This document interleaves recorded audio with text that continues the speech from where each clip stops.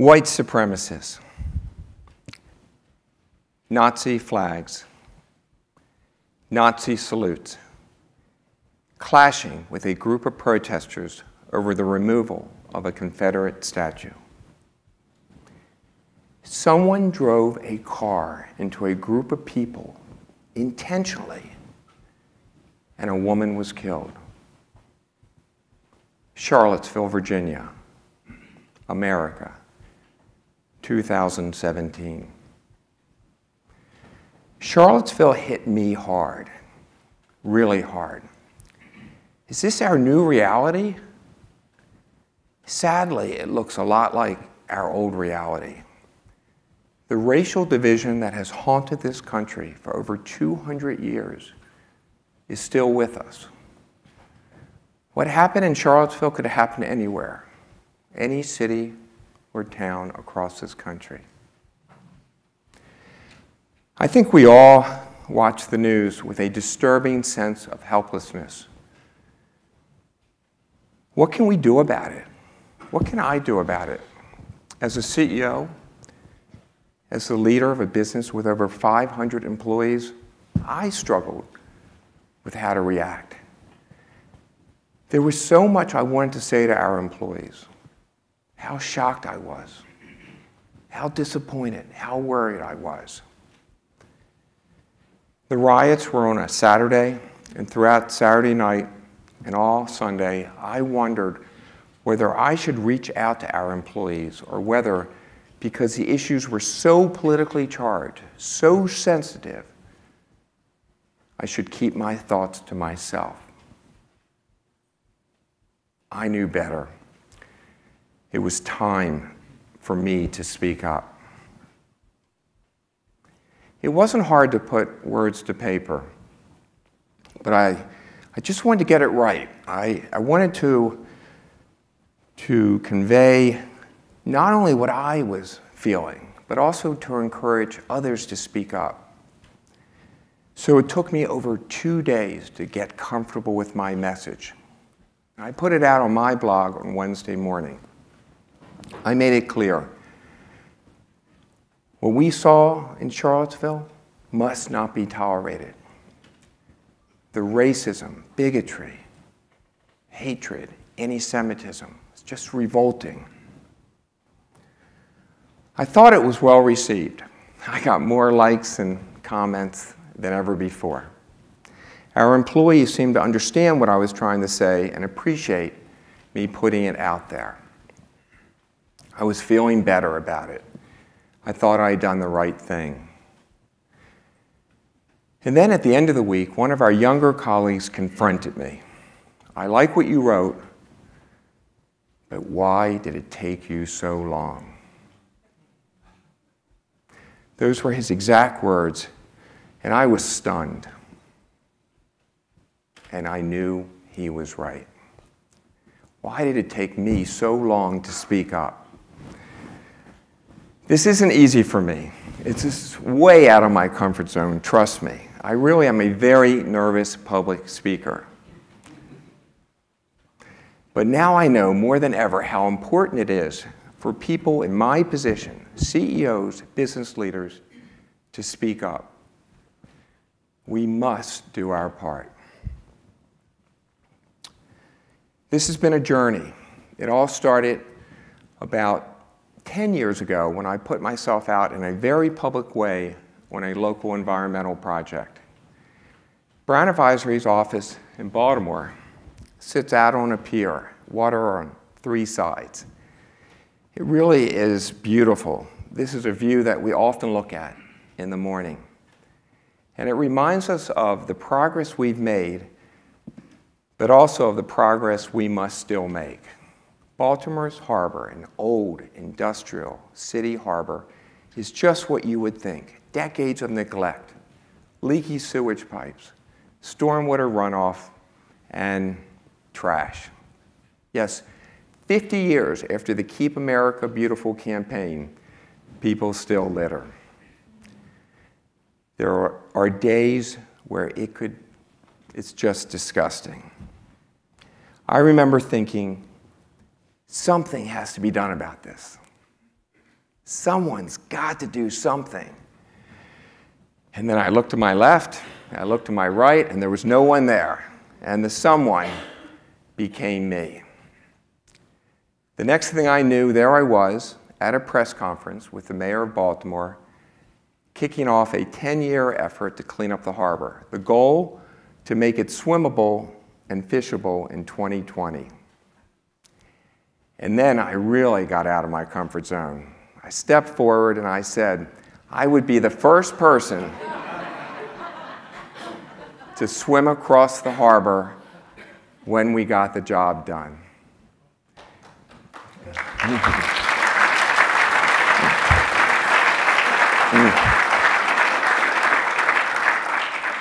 People thought I was crazy, really crazy. They still do.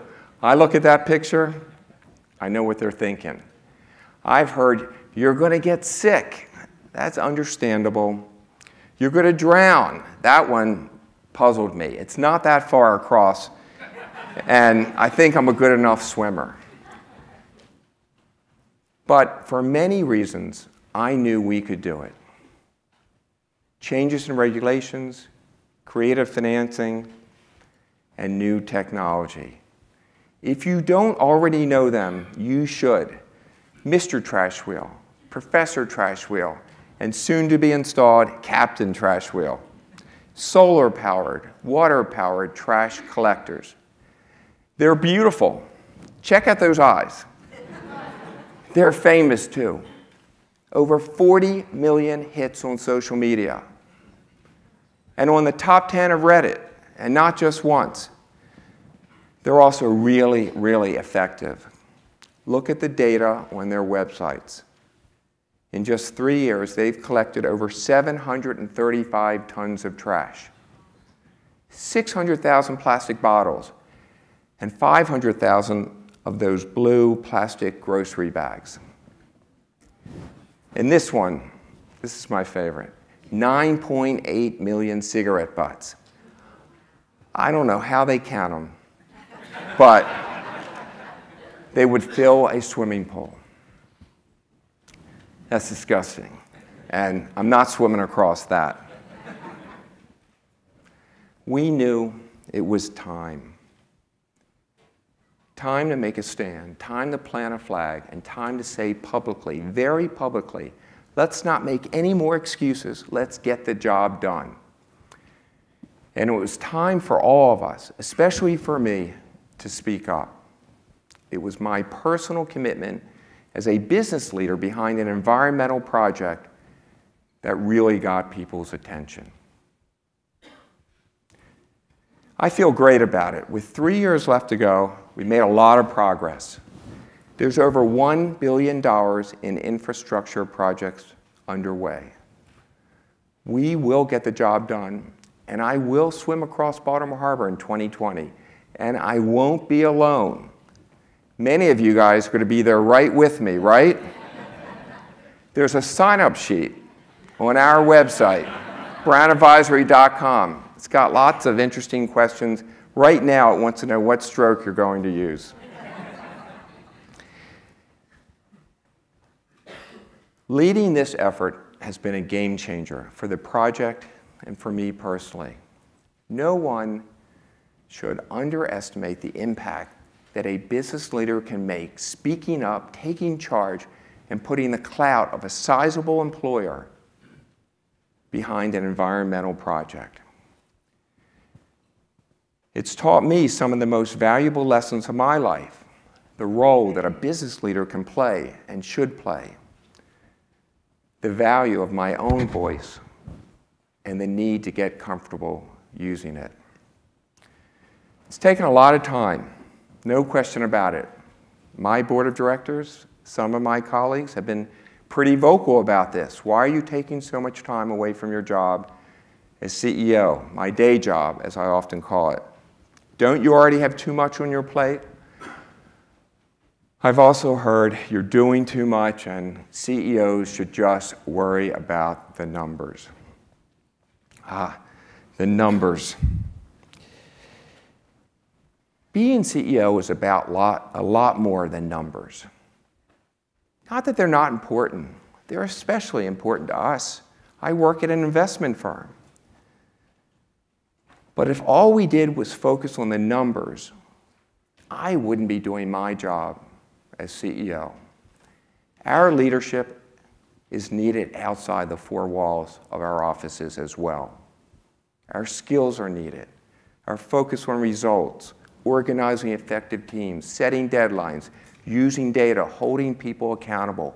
All the things that are so important to running successful businesses are critical to getting things done in our community.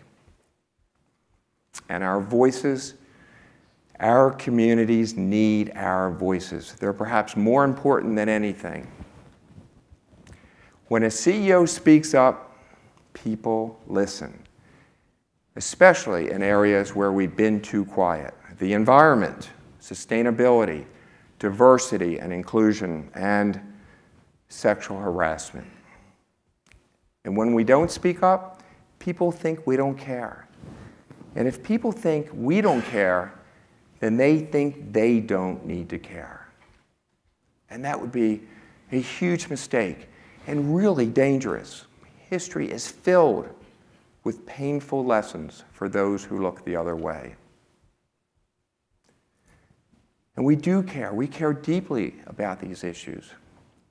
They're on our employees' minds. They're on our families' minds.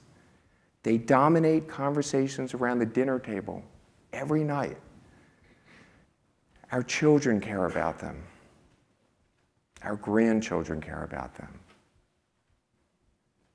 There's a moral side to this as well. Our businesses occupy really large footprints in our communities. And with that comes lots of benefits, but also some things that we just have to do because they're the right things to do. Speaking up is not an option, it's our responsibility. So why have we been so quiet? I really think that many CEOs around the country are just like me. We struggle with our role. And too often we listen to people advising us who say, focus on the numbers.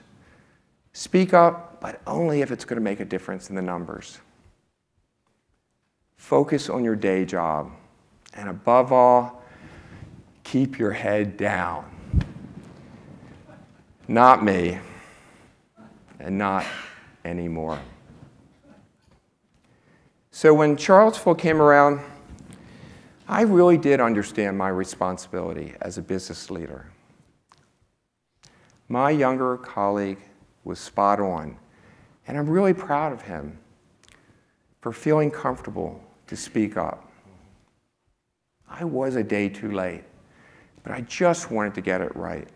I wrote to our employees, we must speak up. It's our responsibility to do so. I know there are still business leaders around the country trying to keep their heads down. But keeping our heads down isn't helping anyone. It's not working. It's time to try something different. It's time to tell people how much we care. It's time to tell people what we saw in Charlottesville is unacceptable. I know these issues have become politically sensitive ones. They shouldn't be. It's okay to have different political views. It's healthy. And our businesses should be places where different views can be shared and debated and respected. But they must also be places where people are encouraged to speak up for what is right and against what is wrong. And what happened in Charlottesville is wrong. Period. This has been quite a journey for me. It's been wonderful, and it's been important. It's helped me to learn the power of my own voice and when to use it, where it counts, and loudly. It's gotten me way out of my comfort zone. I mean, I'm going to jump in that harbor one day, and I'm speaking here with you on some pretty sensitive topics. This is just the beginning.